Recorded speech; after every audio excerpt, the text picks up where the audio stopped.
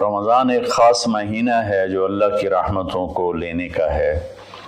اللہ تعالیٰ کا عرش پہلے آسمان پر آ جاتا ہے، جہنم کے دروازے بند کر دیے جاتے ہیں، جنت کے دروازے کھول دیے جاتے ہیں۔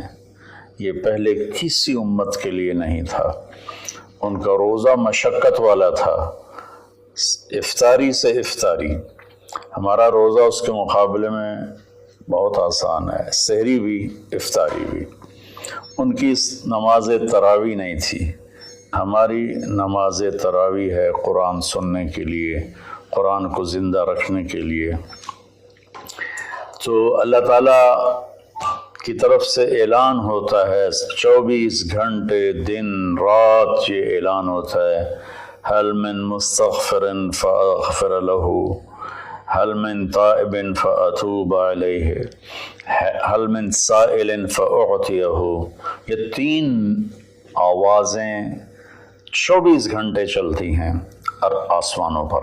کوئی ہے معافی مانگنے والا، میں اسے معاف کروں، کوئی ہے توبہ کرنے والا، میں اس کی توبہ کو قبول کروں، کوئی ہے مجھ سے مانگنے والا کہ میں اسے عطا کروں۔ اور پھر ایک فرشتہ اعلان کرتا ہے، یا باغ الخیر اقبل، اے نیکی کے چاہنے والے زور لگا، آگے بڑھا۔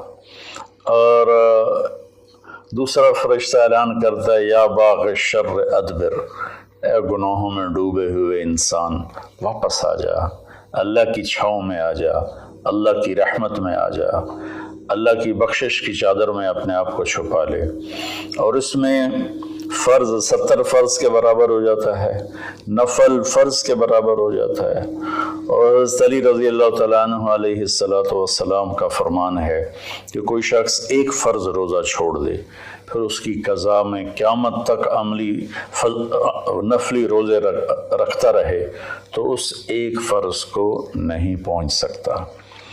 تو سارے دوستوں سے درخواست ہے کہ روزے کا اہتمام فرمائیں اور اللہ کی رحمت کو لوٹ لیں۔ اور میں ایک حدیث سناتا ہوں کہ میرے نبی نے کس طرح رمضان کا استقبال کیا۔ آپ ممبر پر تشریف لائے، خصوصی طور پر جمع کیا، یا جمعہ کا خطبہ تھا تو آپ خطبہ بیٹھ کے نہیں دیتے تھے، کھڑے ہو کے دیتے تھے، چونکہ آپ کا خطبہ مختصر ہوتا تھا۔ تو آپ نے فرمایا، ماذا یستقبلکم وماذا تستقبلون، وہ کون آ رہا ہے؟ مفہوم ہے، لفظی ترجمانی مفہوم مدر۔ ہم نے کہا وہ کون آ رہا ہے اور تم کس کی طرف جا رہے ہو؟ سب یوں ہو گئے۔ پھر آپ نے کہا، ماذا یستقبلکم وماذا تستقبلون، وہ کون آ رہا ہے اور تم کس کی طرف جا رہے ہو؟ سارے صحابہ میں ہلچل مچ گئی۔ تیسری دفعہ، ماذا یستقبلکم وماذا تستقبلون، وہ کون آ رہا ہے، کس کی طرف جا رہے ہو؟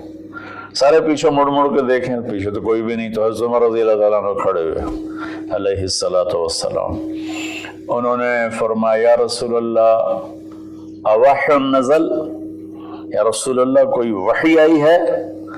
آپ نے فرمایا لا، کہ نہیں۔ اعدو حضر، اللہ نے آپ کو آنکھ دی ہے دیکھنے والی، تو کیا کوئی دشمن مدینے کی طرف آ رہا ہے اور آپ نے دیکھ لیا ہے اور وہ ہم پر حملہ کرنے آ رہا ہے، ہم تیاری کریں؟ آپ نے کہا اللہ، نہیں یہ بھی نہیں۔ تو انہوں نے پوچھا، بھائی یا رسول اللہ کون آ رہا ہے؟ تو آپ نے کہا رمضان آ رہا ہے۔ سبحان اللہ، کیا خوبصورت انداز تھا متوجہ کرنے کا، عظمت بٹھانے کا، ہیبت بٹھانے کا، کہ رمضان آ رہا ہے۔